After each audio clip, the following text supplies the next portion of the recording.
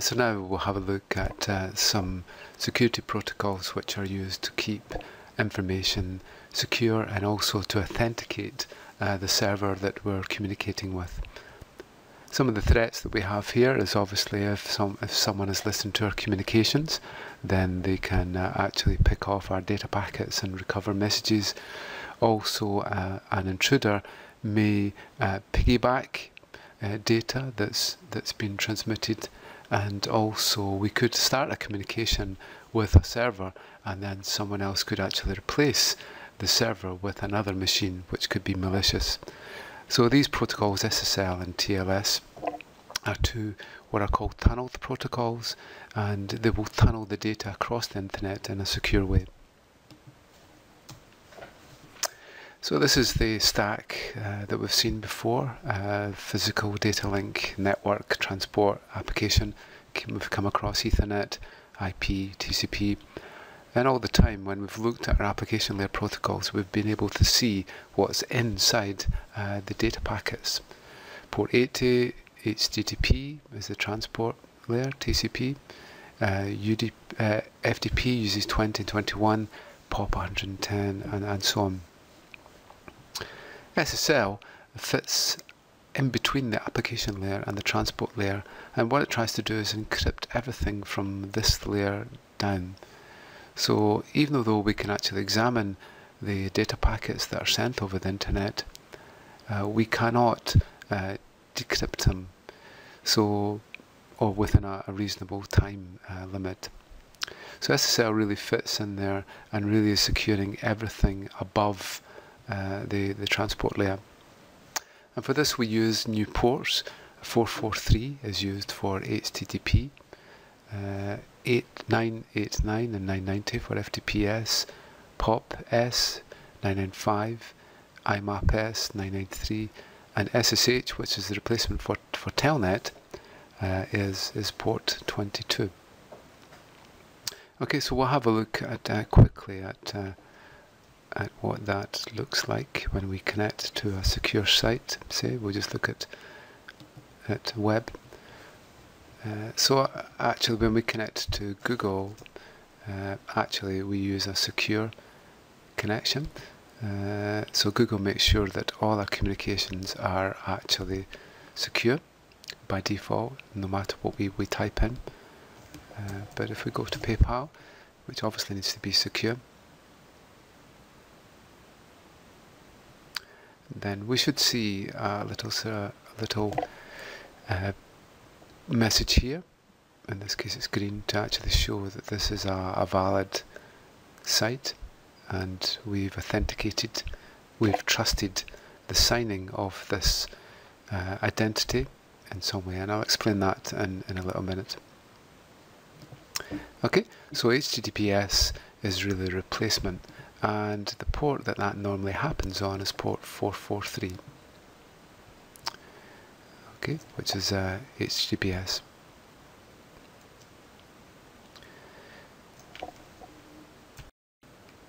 So before we look at the detail of SSL and TLS, we really need to understand some of the principles around encryption. And many people think that encryption is all about just keeping the data secure, but really it's all about much more, and it gives us a basic tool bag of all the different techniques that we can actually use to make sure that we have some assurance, we have some integrity about the messages. And often it's not just one encryption method that's actually used, it's a whole range of them. And really encryption is focused on providing CIA. Confidentiality is obviously securing the data, so if someone is listening to the communications, then our messages are kept secret from our intruder. So let's look at an example of this. So what we'll do is we'll just run our VM. Okay, so inside the VM we're running a Telnet server, so we should be able to remotely log into it. And then what we'll do is we'll run Wireshark. And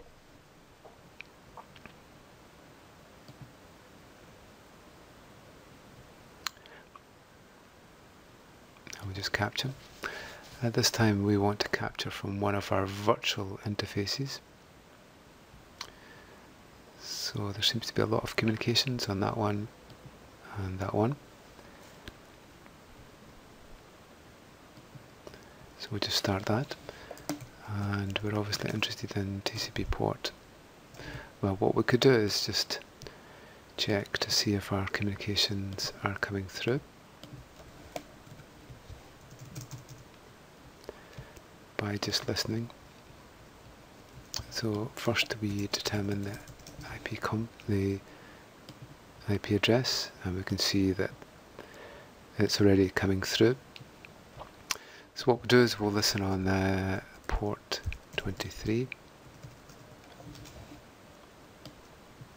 and what we're going to do is we're going to telnet in to the server, and that's 192.168.47.132. Okay, that's good. So we're already getting some information there on that. So we'll just log in. That's logged in, and we can obviously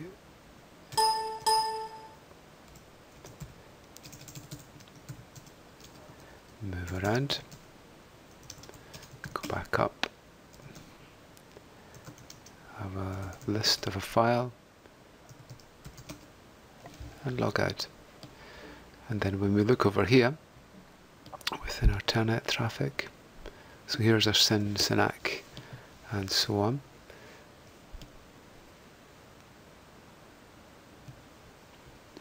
When we look at the stream, we can actually see that all the messages that actually were transmitted. So here we see us listing the directory. These are little terminal symbols to be able to control the terminal, such as for new lines and so on. So this was us doing our LS. This is what's called an echo. So we actually see the echo coming back. So that's an echo. Telnet doesn't need to an echo. And this is putting in CD ... There's an LS. And here we are listing the files, and then eventually we do an exit and a logout. So you can see that Telnet, just let's check, we were on port 23. So we can see that Telnet is a good example of an insecure protocol. There's port 23. Okay, so the focus really on our encryption and is to really make sure that we have that confidentiality, so an intruder cannot look at our data. We also provide integrity, and with integrity we make sure that the data hasn't been changed in any sort of way. So it could be that the intruder, even though they can't decrypt any of the information, it could be that an intruder manages to change something about it, the message. And encryption should also provide some sort of insurance, and that is that the client is the client and the server is the server. So if we want to log into PayPal, we want to make sure that we are logging into PayPal and not some spoof site of PayPal. And we also want to make sure that once we log into PayPal, that it stays with PayPal and doesn't actually change for we don't connect to PayPal and then another server comes along and replaces it, such as a malicious one. So again, let's quickly look at some of the signs that we would look for when we actually connect. And the great thing is that when we log into Google is now secure. So by default, all our communications, if we're using Google, are actually secured. And hopefully we should be able to check that that really is Google. There's a concept that we'll come across called a certificate, which really we accept that we trust that identity. If we log into PayPal, we'll actually see we get a little green padlock up here, and again we should be able to see the certificate that authenticates PayPal. Okay, so CIA is really the focus of what we're trying to do with our encryption, and we'll find that SSL and TLS does all three of these things, all with different types of encryption. So now let's look at what some of the basics of encryption, and it's important to understand these, really to understand the core of security in general. The first method that we have, and it was one of the first methods that was created, is what's called symmetric encryption, also called private key. With the private key, we have one key, and that one key is used to encrypt the data, and the same key is used to decrypt it. No other key will actually be able to decrypt it. So we have plain text into ciphertext back into plain text. So only those who have the private key will be able to decrypt the message. It's a bit like having keys for your front door. Only the people that you trust will have the key. And unfortunately, if someone gets your private key, then it's actually very difficult to know that they have it, which is one of the weaknesses. So private key method is used extensively in security, normally with methods such as DES, 3DES and AES. AES is the standard now for many of the encryption methods that are actually used on the internet. The key size is important because the larger the key, the more robust it is, the less likely it is for an intruder to be able to guess the key. 128-bit keys are highly secure, but for even more security, then 256 bits is used for private key. If we just want to have a quick look at what these encryption methods actually look like. So here we are, here's AES. Here's our message, and we'll use a key. Key is derived from the word that we have. Typical formats that we use for this cipher text are base 64 and hexadecimal, and then when we decrypt we get the message back again. So this is like the message that's actually sent, and then only those who know the key will be able to get the message back again. So AES is a very, very important method for keeping messages secret. One problem that we have is how do we get the key across the other side without our intruder actually finding out. So we'll see how SSL addresses this problem, but more generally there are methods such as Diffie-Hellman method which are used to negotiate a shared key which is private, and then even if an intruder is listening, they can't guess the key. Okay, so this private key is very, very important. The great thing about symmetric encryption is they're actually very fast methods. The other method that we have is what's called the asymmetric encryption. With asymmetric encryption, we have two keys. So in this case, the server over here has generated two keys. These are special keys that need to be used together. So with a public key, you get an associated private key. And you need, if you encrypt with one, you can only decrypt with the other one. There is no other key within a reasonable amount of time that can be chosen to be able to match the key. So in this case, what we do is we send out our public key to those who want it. We then get this host over here to encrypt it. It's then sent over a cipher, and then the other side takes its private key, which it shouldn't distribute to anyone, and then decrypts it to get the message back again. So a typical method that's used here is the RSA algorithm, and again if we have a look at an example of RSA, and we'll use this one here. If you're interested, then that's what the keys actually look like. Okay, public key, that's the key that you send out. And here is a private key. That's the key that you keep secret. If anyone gets your private key, then they can actually read any secure messages that are sent to you, and also they could actually pretend to be you. So there's the encrypted text, and then we get the decrypted back again. So RSA is used extensively actually to prove identities, as we'll find out.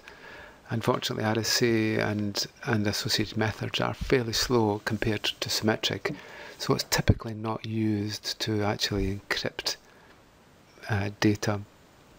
It's normally the symmetric methods that are optimized for that. The third method is what's called a one-way encryption method. It normally creates a hash signature. So what should happen, the other two methods, we've been able to reverse what we've done with our cipher. In this case, we create a hash, and we shouldn't be able to go back again to be able to create the data. So there is no way back, it's a one-way function. So we create a hash, and what it's normally used is that we send some data, we send the hash along with it, then at the other end gets the data, reads our hash, recreates the hash method, the hash signature, and then compares. If the two hash signatures are the same, then it means that the data hasn't been changed at all. So typical methods that we have here are MD5, SHA-1, SHA-256. Again, let's look at MD5, say.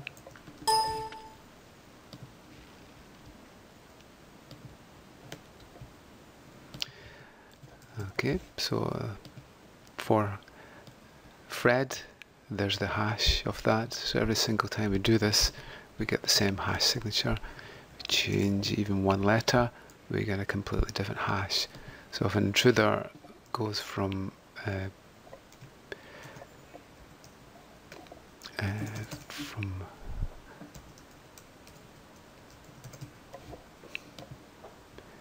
to war, we can see that it completely changes the hash signature. Okay, so hash signatures are often used for authentication of the message, and also for general integrity checking. The other concept that we have that we've just seen is the digital certificate. And a digital certificate is the core method that is actually used to send across public keys and also to prove the identity of an entity. So when we connect to a secure website, we should receive the digital certificate, and then if we trust it, then it's automatically added to our system, and we can then trust the communications from it. Unfortunately, SSL doesn't allow the host to authenticate themselves, identify themselves properly to the client, but at least it identifies the remote site.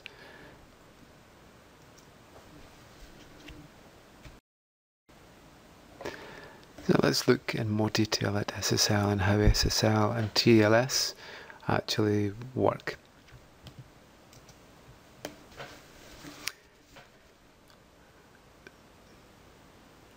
There's a few stages to the communication that happens through SSL.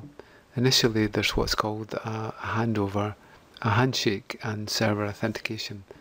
And it's in this handshake that we actually negotiate which encryption methods we want to support. So in this case, the client wants to use DES or AES. So it can actually pick from a suite of encryption methods. The server then says, well, I would like to use DES as one of those. So there's some negotiation, and there's a contract that's really set up between the two that will actually define the encryption method. DES is seen to be a highly insecure method of encryption, extremely weak. So most systems would use the more robust AES method. So if you wanted to make sure your client only communicated with AES, you would actually only send that as the one method you would want to use. We also get a key exchange. So these are symmetric encryption methods. So we must be able to send over a key that we're both going to use to be able to encrypt and decrypt. And then we'll define what authentication methods we actually use to be able to authenticate each other. So a typical contract is this. This is TLS, and what it is that the keys are going to be passed with RSA. That's the public key encryption method.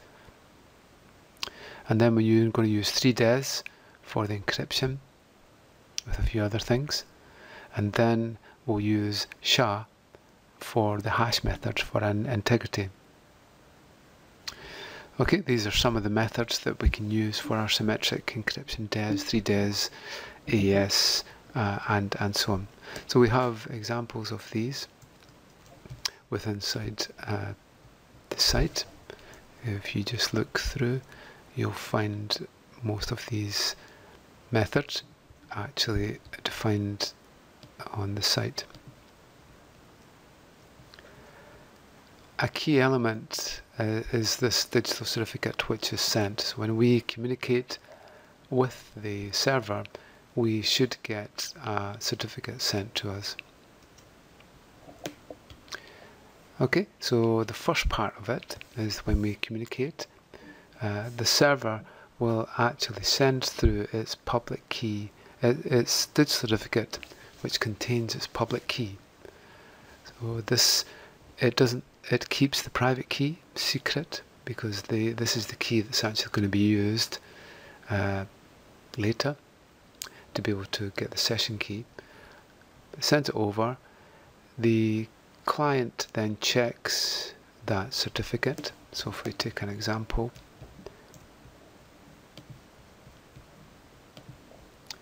for PayPal, our system will check, and what it mainly looks for is that who signed the certificate. So some of these organizations are responsible for signing a certificate to say that it's actually valid. They've checked the identity, in this case of PayPal, to make sure that this is the correct company, and only they have that private key which is associated with this public key. Okay, so this has a fingerprint to make sure the certificate is actually correct, but contained on here will be an encryption key. We can see there's the public key encryption key here. It's a rather large one of 2048 bits is the encryption key. And this is the public key for PayPal's website. And we can see it's been signed by VeriSign to prove its identity. So when we connect on our secure sockets, it is that certificate which is sent over. We then agree to it. What we'll then do is we'll pop off the public key for it. We've defined the RSA will be used for the transmission of the session key. The next phase is that we negotiate what type of encryption we want to use. In this case it's AES. The client will create what's called the session key, and the session key only exists for the time of the communication. So every single time we communicate with the server, we'll have a new session key, which is good, because if somebody breaks one of our keys, then they won't be able to break the next one, and so on. So what happens is that the client will then use the public key of the server from the certificate. It then encrypts the encryption key. It will send it over. The server uses its private key, and only it can have the private key, and then we have a new session key. So both the client and the server have the same session keys. So now we'll look at SSL secure socket layer and also transport layer security traffic. Okay, so as we've seen, what we do is we negotiate a session key we then use that session key for every single instance of a connection that we have. So each session will have a brand new key. So initially we send out a client hello from the client. This is the client and this is the server. We're using HTTPS here, so it's port 443. And then what we get back is a server hello. Okay, so there's the server sending back a service hello. And the next thing that we'll get back is the certificate. So we can see the certificate coming back. And then we eventually get a key exchange. So the key exchange is where we negotiate what the encryption method is and what our authentication checking actually is. Then once we've made the connection, then the data can actually flow between using an encrypted method. So what we'll do is that we'll just show an example of that. So we'll just start up Wireshark first.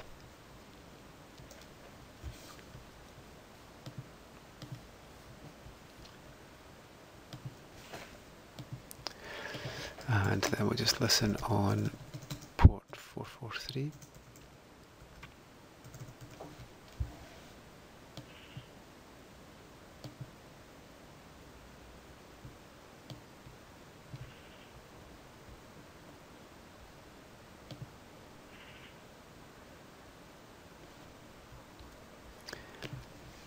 Okay, so what we'll do is we'll go to an encrypted site.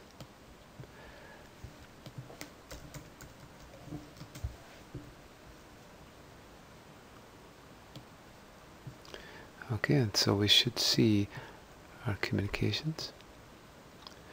So once our communications have started, then we should actually see that the data itself is non-viewable.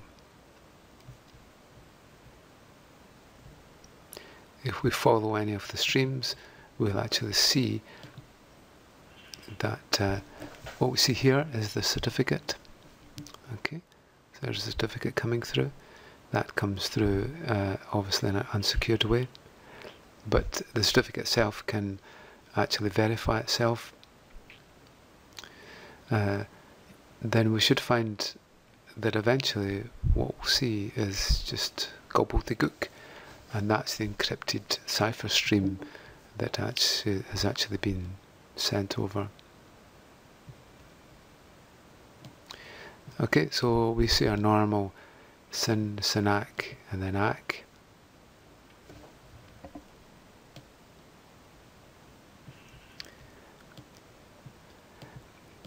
Okay, and then the port we're using is 443 for our HTTPS.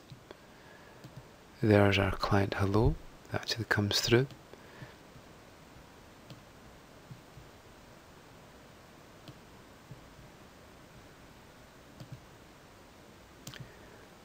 Okay, so there's our client hello. There's an ACK coming back acknowledging it. Then the server sends through its hello message.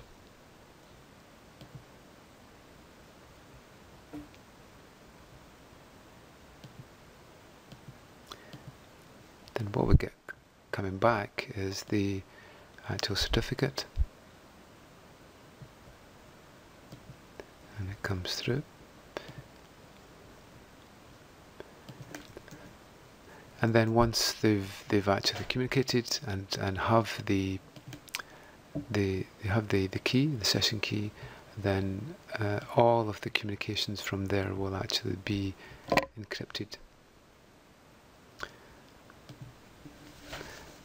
Okay, so that provides us with a core of how we can actually protect our data using higher level protocols such as SSL and TLS.